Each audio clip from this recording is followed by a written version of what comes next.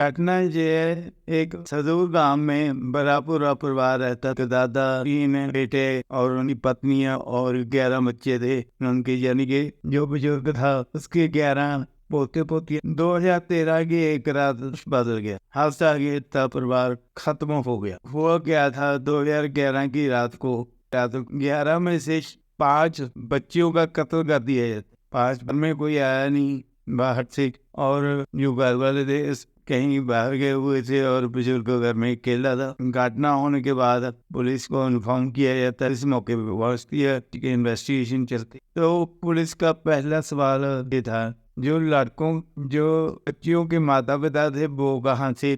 तो सामने आती है एक स्टोरी, वो अपने पड़ोसी के खिलाफ थाना रिपोर्ट लगाने के, चलो ये मान लिया ये ठीक है। तो जो बाकी 5 पोते थे वो कहा, तो जी वो पड़ोस के घर में सो रहे। पुलिस को कुछ समझ नहीं आता, कहानी उड़ी चली जाती है और पुलिस किसी नतीजे पे पहुंच नहीं पाती, क्योंकि घर में कोई बच्चा नहीं, कोई फोर्सफुल एंट्री नहीं, और 5 बच्चियों का कत्ल हो गया। तो पुलिस थोड़ा और इन्वेस्टिगेशन करती है, गांव में पूछताछ करती है। तो पुलिस के सामने कुछ सवाल क्या थे, जिस रात मर्डर हुआ 5 बच्चियां और बुजुर्ग घर पे अकेले थे। बाकी परिवार के मेंबर थाना रिपोर्ट लिखाने गए थे, चलो मान लिया। तो उस रात का चयन किया, उस रात को चुना। बाकी बच्चों को किसने, पड़ोसी के घर। इन सारे सवालों का जवाब किसी के पास नहीं था। और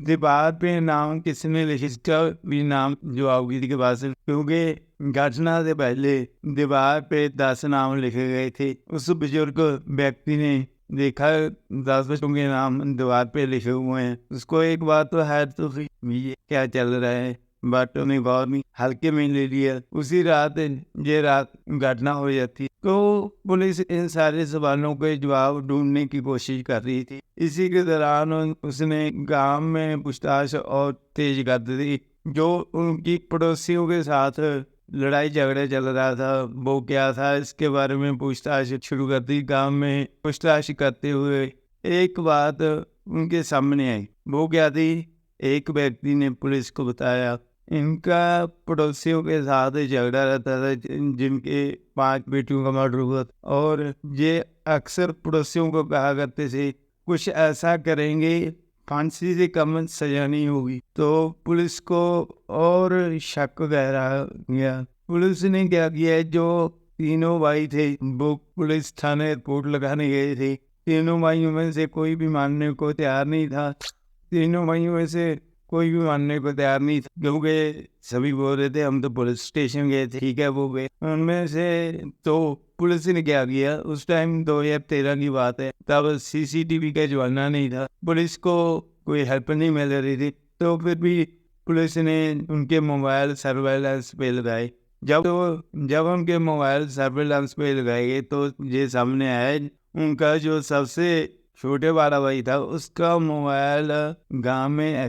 तो पुलिस को थोड़ा सा शक उस पे हुआ, बट पुलिस सिर्फ मोबाइल के सर्विलांस के आधार पे उस पर गिरफ्तार नहीं कर सके, क्योंकि लोगों का गुस्सा पहले ही भड़का हुआ था पुलिस के खिलाफ, क्योंकि ऐसी घटना हुई थी, पूरा देश दहल गया था। तो पुलिस ने थोड़ा और तहकीकात किया तो ये बातें सामने आई जो मैंने पहले बताई है। किसी ने बताया भी ये अक्सर क्या करते कि कुछ ऐसा करेंगे फांसी से कम नहीं होगी।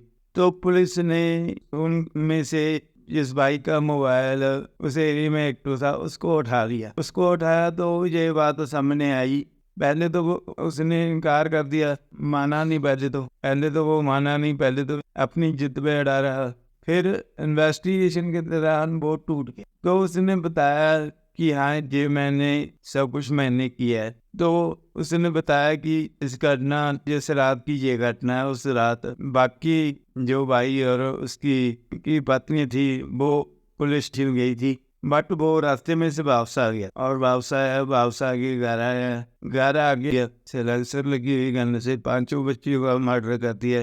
तो पुलिस ने उससे और गहराई से पूछताछ की भी। इसने ऐसे बताया कि मुझे हमारा पड़ोसियों के साथ झगड़ा चल रहा था, मैं पड़ोसी को फंसाना क्योंकि मेरे पास अभी ज़्यादा नहीं था, मैंने इसलिए ये गंदा खेल रचा। तो पुलिस को और गहराई से जानने से पता चला कि उससे और भी कारण थे जिसके कारण ये बातें की, जैसे कि बच्चे बड़ी हो रही थी, उनके दहेज के लिए और मैरिज के भी खर्चा होगा।